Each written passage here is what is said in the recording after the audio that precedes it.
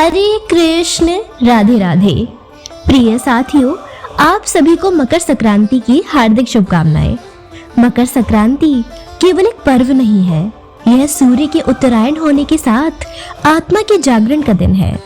शास्त्र कहते हैं इस दिन किया गया तिल दान पापों का नाश करता है, पितृदोष शांत करता है और धर्मराज जी तथा सूर्य देव की विशेष कृपा प्राप्त होती है। साथियों, जो व्यक्ति मकर संक्रांति की कथा श्रद्धा से सुनता है, उसके अनजाने दोष भी क्षीण हो जाते हैं। इसी विश्वास पर आधारित है आज की यह भावनात्मक कथा।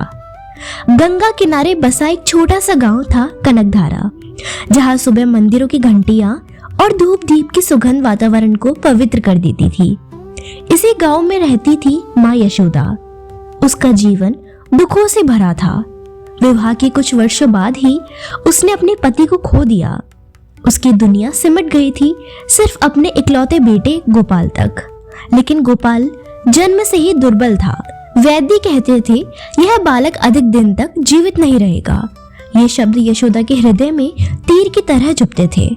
वह हर दिन एक ही प्रार्थना किया करती थी, हे प्रभु, मेरे प्राण ले लो पर मेरे गोपाल को जीवन दे दो। एक दिन गांव की पूज्य साध्वी ज्ञानमयी माँ ने यशोदा से कहा, बेटी, मकर संक्रांति के दिन स्नान, व्रत, तिल दान और कथा श्रवण करना बिना स्वार्थ केवल श्रद्धा से, तेरी श्रद्धा ही तेरे पुत्र का कवच बनेगी। उस दिन से यशोदा ने हर वर्ष मकर संक्रांति का व्रत करना शुरू किया। ठंडी सुबह गंगा स्नान, निराहार रहकर तिल गुड़ का दान और पूरे मन से कथा श्रवण। उसके पास धन नहीं था, लेकिन श्रद्धा अपार थी। समय बीतता गया। गोपाल धीरे धीरे स्वस्थ होने लगा। जिस बच्चे को मृत्यु के साए में बताया गया था, वह अब हंसता खेलता नजर आने लगा। लेकिन जब गोपाल 11 वर्ष का हुआ, मकर संक्रांति से एक रात पहले वह गंभीर रूप से बीमार पड़ गया। वैद्य ने फिर वही कहा, अब सब ईश्वर पर छोड़ दो। यशोदा नहीं टूटी। अगली सुबह मकर संक्रांति के दिन उसने पहले से अधिक श्रद्धा से व्रत किया, कांपते हाथों से दान किया और भीगे नेत्रों से कथा सुनी। कथाओं में कहा जाता है, जहां माँ की श्रद्धा होती है, वहां स्वयं धर्मराज जी भी करुणा में भर जाते हैं। यशोदा की तपस्या, उसका निस्वार्थ प्रेम और वर्षों की अखंड श्रद्धा उस दिन काल पर भारी पड़ गई। कथा पूर्ण होते होते गोपाल की सांसें सामान्य हो गई। उसने आंखें खोली और धीमे से कहा, माँ।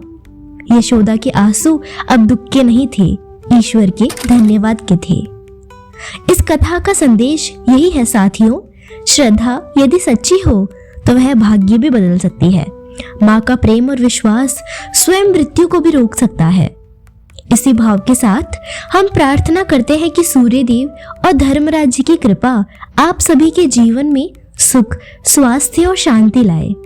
आप सभी को पुनः मकर संक्रांति की हार्दिक शुभकामनाएं। और साथियों, अगर आपको ऐसी पौराणिक भावनात्मक कथाएं पसंद आती है तो महाकाल कन्या को अपना परिवार समझकर सब्सक्राइब जरूर करें, क्योंकि यहाँ हर कथा श्रद्धा से, शास्त्रीय भाव से आप तक पहुंचाई जाती है। जय सूर्यदेव, जय धर्मराज जी की।